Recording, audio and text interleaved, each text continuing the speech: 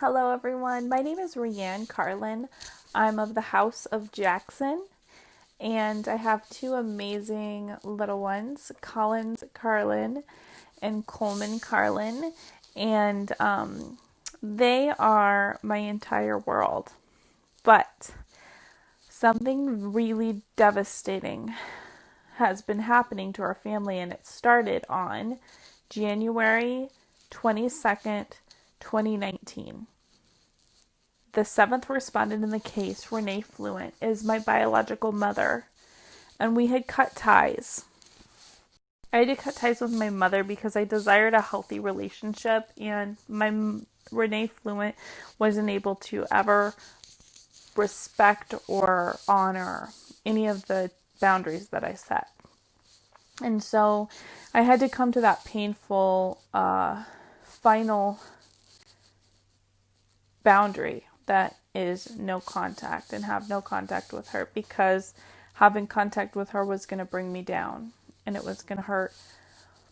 It was going to cut into my responsibilities and obligations to my children to try to continue to nurture a relationship that's so one-sided.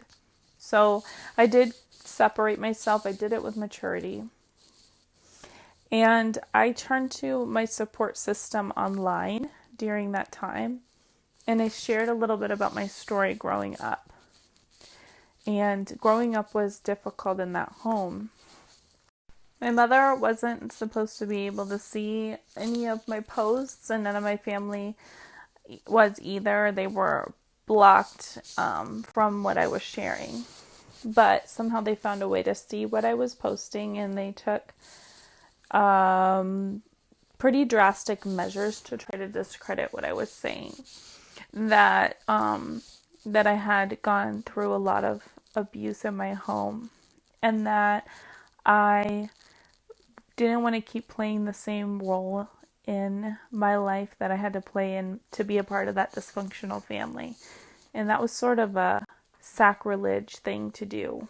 If you're going to talk about your your life, you almost like can't talk about your family because it's kind of sacrilege. Like, you are supposed to always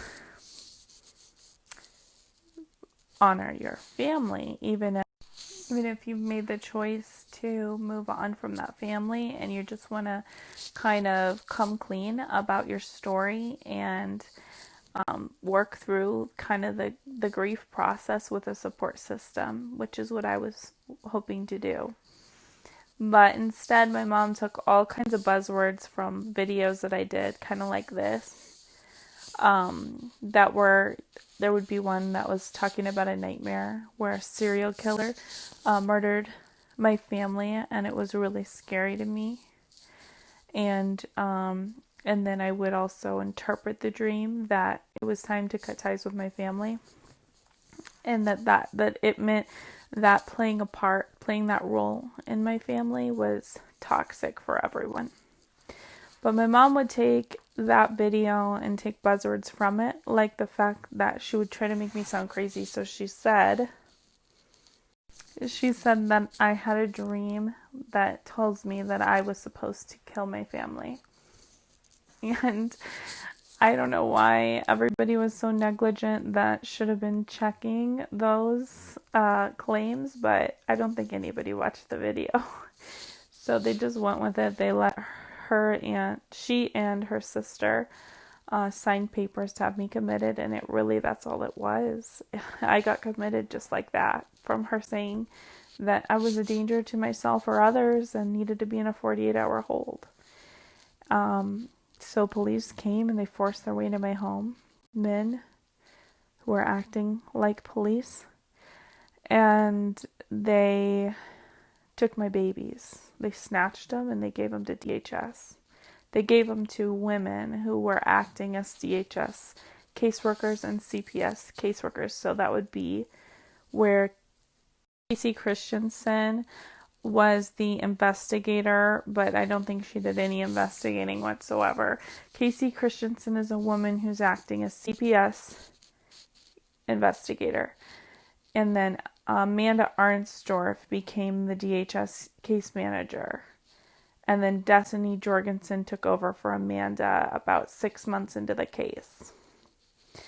All three of them never did any investigating on if any of the claims, accusations against me had any merit to them. But they all kind of acknowledged that that my mom didn't seem supportive or anything like that. Like that my mom just seemed to be out to get me and out to get the kids. They would acknowledge that in person, but then on paper they would say that I appear paranoid, or that I think people are out to get me, or that I'm delusional. So when I'm committed, let's go backward. I'm committed at a facility where a psychiatrist who I'm court ordered to, I don't get to pick the guy, sees me. He has an entire team of mental health professionals there who are all evaluating me all day long. I'm under 24-hour surveillance in a locked facility where everybody's studying me the whole time. And I don't think it took them long to think that this really wasn't a fit for what they had to offer at their facility. And I met with them, and I met with them a lot. I met with them for every single day that I was there. I was seen by two different psychiatrists, an ARNP who specializes in psychiatry, and all kinds of psychiatric nurses. And everybody was documenting. I had to spend 6 days basically incarcerated, psychologically incarcerated, just because of the way that it's a 48-hour hold and then the weekend hit, and then you got to wait until you have your court hearing on a Monday before you can think about going home. So they evaluated me longer than most 48-hour holds, and they determined that I didn't have any mental health issues, that this committal was unwarranted, and that I was just adjusting to the current crisis that was initiated when I became committed by Renee Fluent.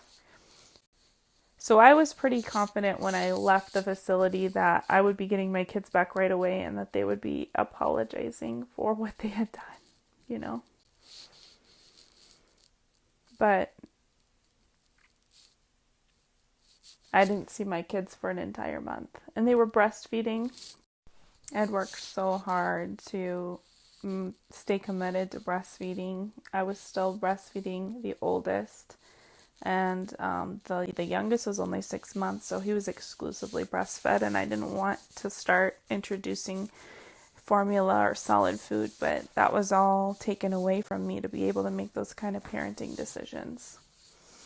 He was put on formula when I said that I didn't want them to do that, and I was pumping as hard as I could to get them all the milk. They just did whatever they wanted. And that was Casey Christensen, Amanda Arnstorff, Destiny Jorgensen. Now, Destiny Jorgensen was still a part of the case, even if she wasn't my case manager with DHS, because Destiny joined right away into the case as my caseworker with an agency that's contracted through DHS as an FSRP. She supervised the visits. She documented everything for DHS. So she was working the entire time, and it was not in our favor. So those are the respondents so far with DHS and Renee Fluent.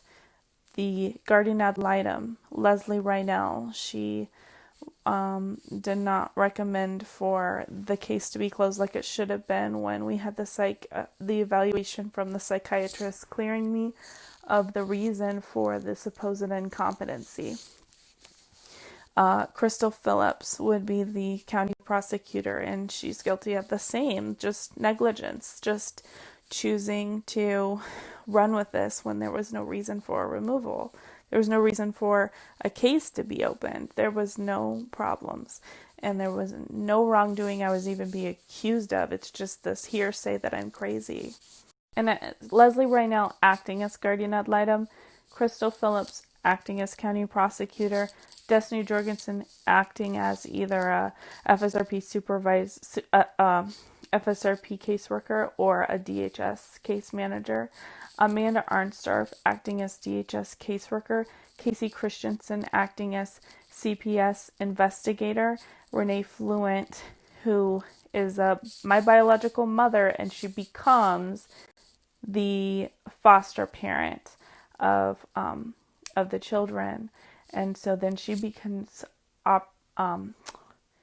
acting in the public to an extent as a foster parent, and enriching herself with financial compensation, just like everybody else. But they're all I'm pursuing all of these women in the private.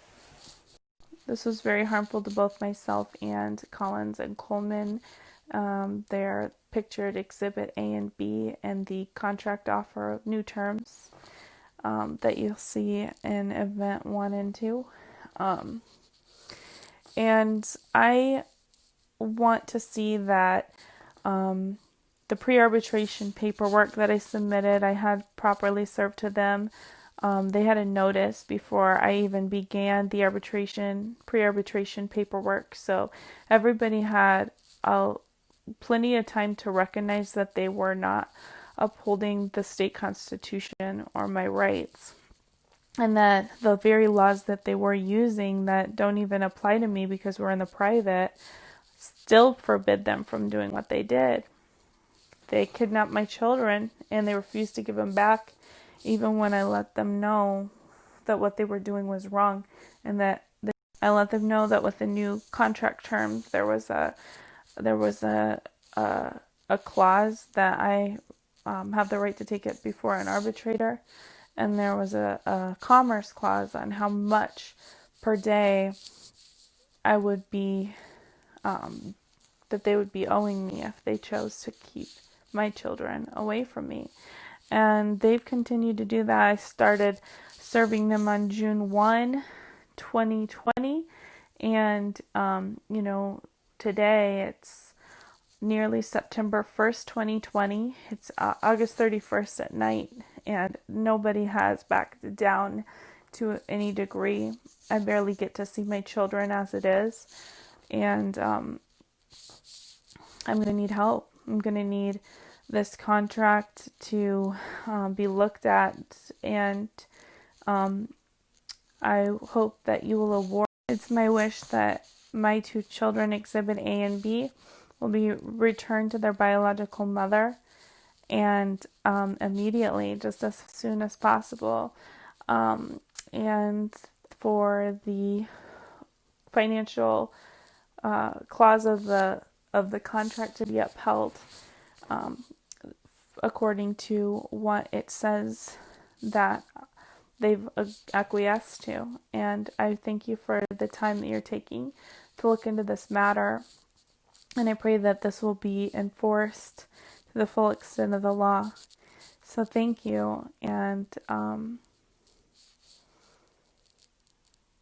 please, please help me get my kids back. Thank you. Have a great day.